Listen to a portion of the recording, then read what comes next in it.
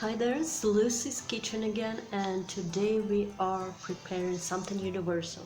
This is the dish that every country cooks and every country has own tradition, but it comes from where? From Italy. And today we are making pizza, and I'll show you how I make the very best, the perfect pizza. The perfect recipe for the pizza and the secret for the best pizza in the world. And it's very simple. So when I want pizza, I don't call to order it because it won't taste as good. Because what I do, I come here and say, honey, can you make a pizza, please? Oh, I think so. That will be wonderful. So that's how it starts, and then you can see here Jim starts yeast. Okay, Couple things we're going to show you.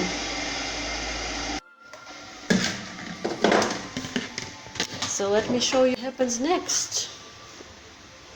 Now, The best pizza in the world starts from this man. first you want to use this pan, not this pan. You get it? This pan, not this pan. Okay.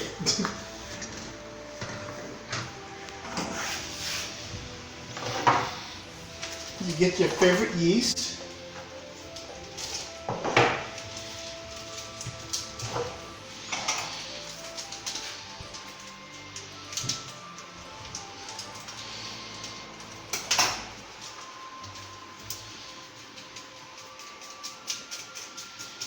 This comes from many, many years of imperfection.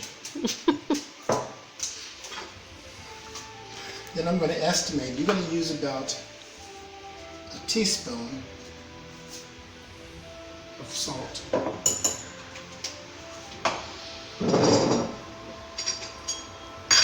This is optional, but my family seems to prefer about 2 teaspoons, not tablespoons, 2 teaspoons of sugar.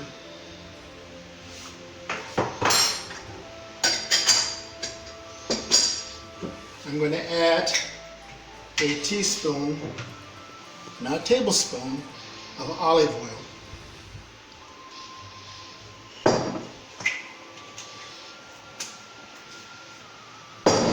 Now, what I've done on the side is I've heated some water. And I noticed when I touched the water, roughly after many, many years, trust me, of how hot the water is supposed to be. So in this case, I have just a little cool water.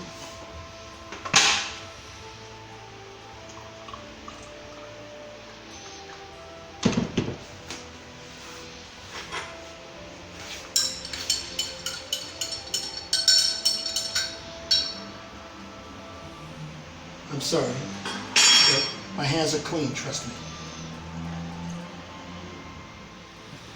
Right. Perfect.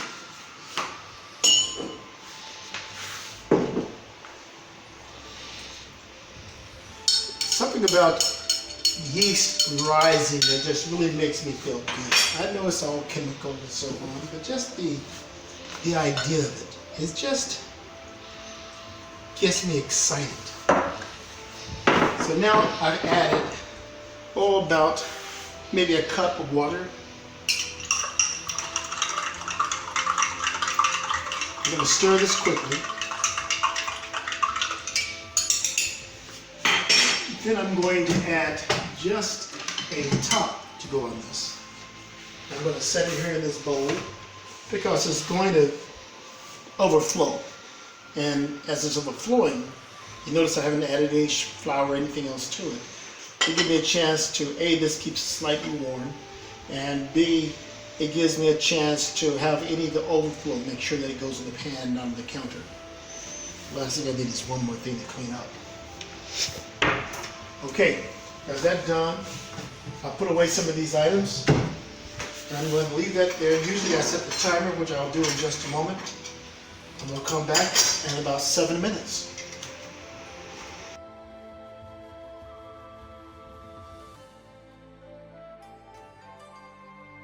I should tell you, I made sure my fingernails were cut before I started making the dough. My hands are clean.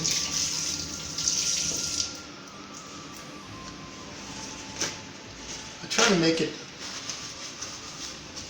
the way I would want it if no one else were looking. So, as you can see here, the dough has risen. Okay?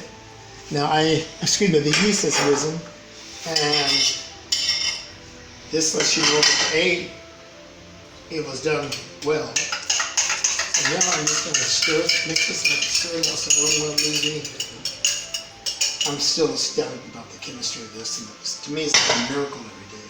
I'm watching something growing. So I'm going to use some dough.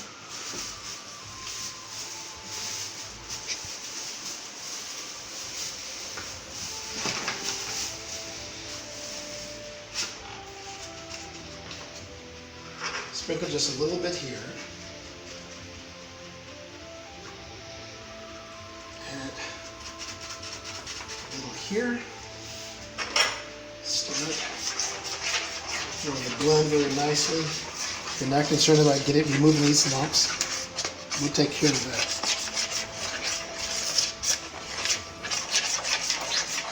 The most important part is what you saw just a moment ago, that yeast to rise. This particular recipe you can make into cinnamon rolls, adding just a little additional sugar to the dough if you wish. You can make almost anything, a coffee cake, bread, you name it. And now you take a look at this now. It's coming together perfectly. Just going to add just a little bit more here.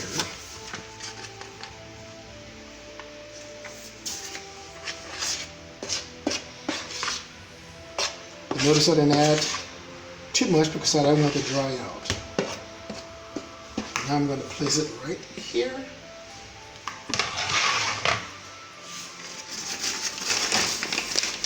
Add just a little additional flour. Then what I do is count 200 times. I don't go back and try to reset a watch or anything else. I just count 200 times.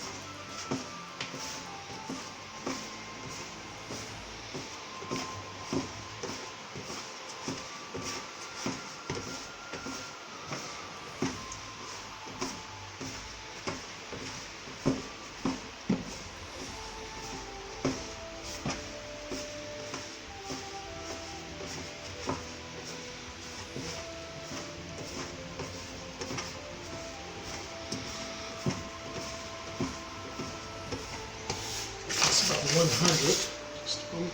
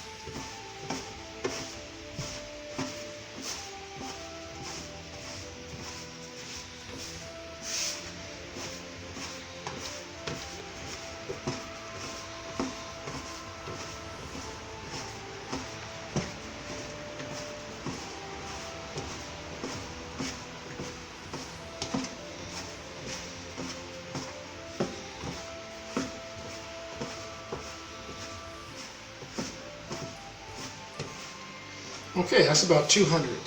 Now, you see now the dough looks really very different now. Could add just a little bit more flour to it, but I don't really need to. I'm not going to pat it down. So what I'm going to do now is transfer it to another bowl. We can use the same bowl we had. All I'm going to do now, or I can get a different bowl altogether, but me, since I have to wash when I clean this up. We have dishwasher here. We have a dishwasher, but in this case, I'm not going to use it. I want to show you how handy I am. I'm going to add this, pour just a little bit of olive oil on the bottom.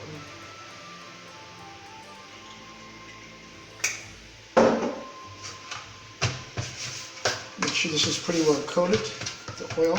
That's all you have to do. Let's put it here. Then I'm going to add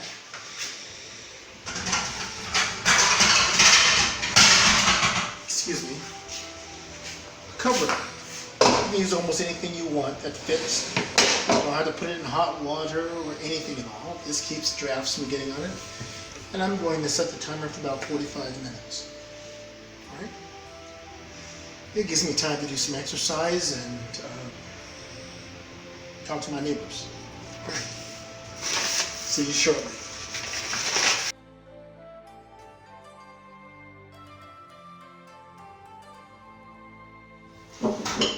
Hello, welcome back. It's 40 minutes later, 45 or 50 or something. And remind you, we're making pizza. And how I make perfect pizza?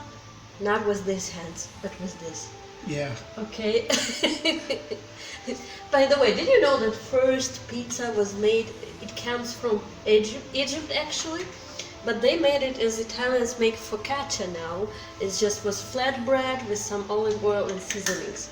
That's cool. Yeah, that's really cool. I always thought Pizza Hut did it, but that's okay.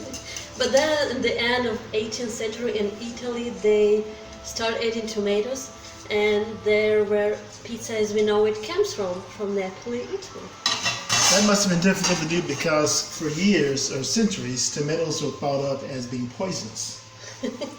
And imagine Eureka when someone decided they were going to start being able to cook with that. Imagine all the neighbors looking at you and said, "You're going to die." Yeah, I bet it wasn't fun. So anyway, we usually take the large pan from the oven and make 2 pizzas. Now the reason we make 2 pizzas instead of just one usually is because we all have different tastes. Absolutely. Sometimes we'll experiment with the dough and I'll add extra garlic to the dough itself or extra Italian seasonings, basil, whatever I want. We use 2 different sauces in our pizza. Lucy used one that's a little bit spicier. Well, I like the hot spices. I like to go to one that's more traditional for me with more basil in it. And I use one similar to that. But in this case, we got our own separate pans here. We have them well oiled. And the dough is ready. Let me show you what the dough looks like. You can see right here.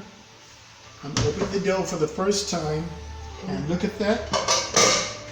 Voila. That small piece of dough we put in earlier came out just perfectly. So, hand me the roller, honey.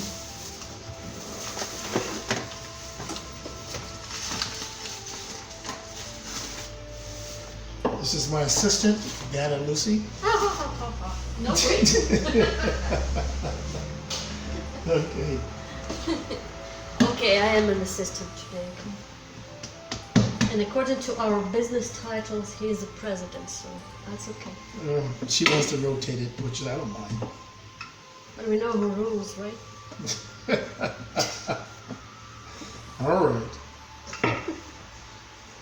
So, Lucy doesn't want a thick crust pizza. I don't want a thick crust either, but I just like to have it a little bit more on the edges than she does. Mm-hmm. So in this case, I'm going to roll mine out a little differently for her. Roll hers first. These go first, and she'll clip off what she doesn't want on the edges of her pan.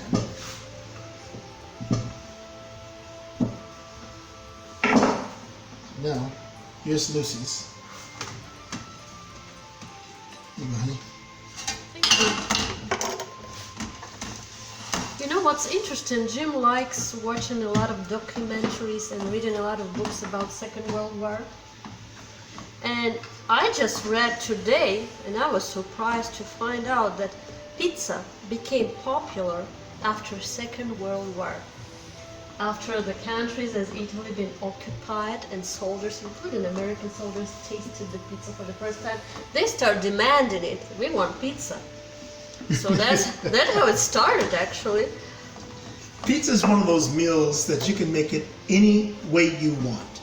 You can make it with whatever cheese you have in the house, a variation of the cheese. In this case today we have some mozzarella and some spicy, is that cheddar? No, it's something. We don't have proper cheddar here. Whatever cheddar they import here in Ukraine, it doesn't really taste like cheddar, surprisingly. So we have something, what I just call yellow cheese, but it tastes pretty good on a pizza. We used to use, we just didn't do it, things have been different during quarantine, but we usually have a smoky style cheese, which is really nice. It's nice to use Gouda, different types of cheeses in your pizza. Obviously gives a better flavor, but it's nice to experiment and do that. Sometimes I've actually taken the dough and I've actually rolled mozzarella or other cheeses inside the dough as well. Last week, we had pizza twice last week. I mean, we like making it. While you're making it, especially I like making it. And while you're waiting for the dough to rise, yes, you can do a lot of things. You can do, you can finish working, listen to some music. You can dance. You can, we're taking tango classes, so there's a lot of things you're able to do.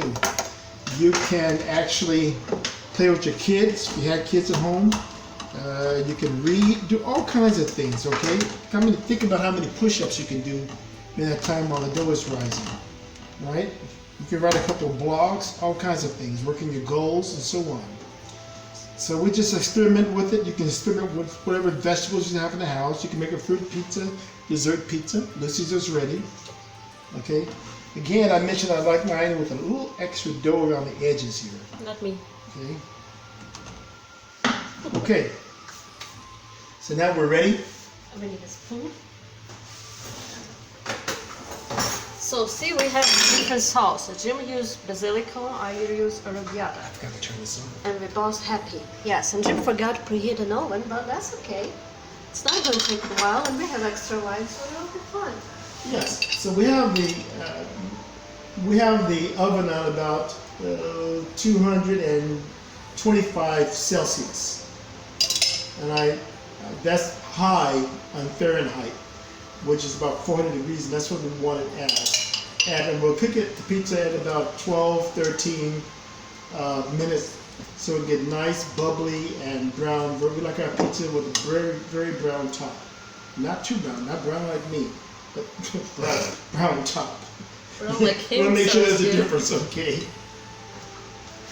So it's going to take us, we have a few extra minutes, so we'll come back shortly after we get the oven warm. And I put on mine, you can see my basil pizza, pasta sauce. We can keep recording. I'm just going to take a few minutes for this to heat up. That's okay, we still have mushrooms and salami. We do? Yeah. Okay. But after we cook sauce, obviously we need to do toppings. So it doesn't matter what you have in the house. If you have some dough, some yeast, you can experiment and make a pizza. It doesn't matter what you have. You can have leftover pork chops and chop it up and add whatever flavors you want, barbecue, toss it in chili or whatever you want to do, and put it in your pizza. It's one of those things that it fits well no matter where you are in the world. It's fascinating to me is to see here in Ukraine to see pizza restaurants do very well. Yes, very popular everywhere. Very, very popular. All around the world. Yes. But I think it's more popular right now in the US. It always has been. I read statistically that every minute in the US, 360 slices of pizza eaten every minute. That's at our house. Our house, okay. No, not in our house. Yes. But that's impressive. Okay, now Lucy likes to put her, usually sometimes she's putting her meat on first, see? Yeah, toppings. So we have salami, we didn't find pepperoni, which is the most popular topping in the US. But pepperoni here is pretty rare, and it's not easy to find, so we're gonna do with salami. At least I will. And Jim sometimes makes Hawaiian pizza with ham and pineapples. Pineapples, yes. I do love mine with salami, sausage, and peppers. Sometimes I add ham, sometimes I don't. And I just like meaty pizza. And I remember when Jim first arrived to Ukraine, the very next evening we went to order pizza.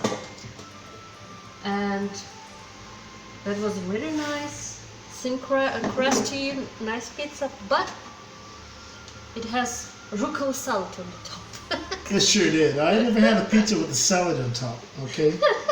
I remember his I'm eyes, from he America. was I couldn't believe surprised. that. Yes. Yes, I was a bit disappointed having to pick off green leaves in my pizza. I wanted something that had some, well, you know what I mean. Some flavor to it. So Jim put his cheese first, I put toppings first. I have salami and mushrooms and some chili peppers here. I usually add bell peppers, I just forgot to buy one. That's okay. So salami on your pizza is very common here as opposed to pepperoni. It's hard to find pepperoni. Any sausage here will be Okay. common to have in a Yes. pizza, not salami. So, you're lucky to have meat in your pizza, I believe. I remember we made pizza with sour cabbage salad, which is how you call it, that Korean meal, I forgot. Anyway, sour... Kimchi. Yeah, like kimchi, but then you cook it like Germans do. And we added that one and salted mushrooms. You won't buy those mushrooms in the groceries anymore, but we used to pick mushrooms in the forest before, Yeah. times right. ago. So we put those mushrooms, that cabbage, a lot of cheese, and I have to tell you, it tasted real good. What I don't understand pizza with fish. I just can't do it. Yeah. So see, Well, Jim's pizza looks different than mine. Ta-da! it is supposed to be that way. Ta-da! We look differently, right? So our pizzas look different. In this case, Lucy's always, aesthetically, hers always looks better than mine, in my opinion. Because she always has the cheese on top. I like mine a little different. Usually when she's not looking at me, I'll put extra cheese on her pizza. That's what he does, and I know that. So now, oven is... Almost ready. Not there yet. The oven is almost ready. We have a little extra dough. And sometimes we'll take the extra dough and we'll set it aside and we can do almost anything with it. We can wrap it for hot dogs or sausage, or we could do a number of things with it. Last time I took that piece of dough and I added some poppy seed filling, pie filling, and I made a couple of rolls with poppy Yes. seeds, and I believe there were some pieces of orange and raisins, but it was pretty good. It was. In fact, it was pretty dang good. Okay, so now we're gonna bake it for about 15 or 20 minutes, and we'll show you result later. Okay? Maybe. We'll be back.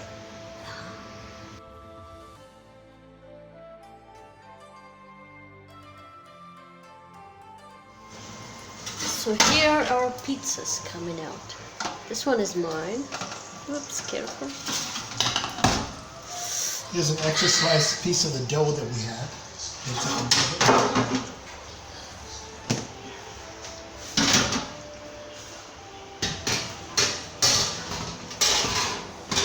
Here comes mine. Wow, that looks good. So you can see we prefer to make our pizza rather than waiting. And some people say, well, it takes a long time. Well, you know, It was 15, 20 minutes, it's gonna go by no matter what you do, and you get a chance to have some wine if you drink at all, or you get your favorite beverage and just talk and relax, and it compels you to slow down. So pizza for me, I can make it every day. It smells good in the house. I love the essence of the yeast and the fresh bread and all. It just made us slow down. Outside, it was just finishing a thunderstorm, and it doesn't matter even if it's a hot day and the kitchen is hot. Homemade pizza is the way to go. you'll never buy it again. It's always the best when he makes it. Okay. I can make pizza like that. Okay, so we're leaving for dinner because it smells just... Can you smell that? If you can't, just scratch your phone, okay? Scratch it in the corner, and you'll be able to, it's a scratch and sniff device. Okay, you take care of yourself, all right? Ciao. See you next time.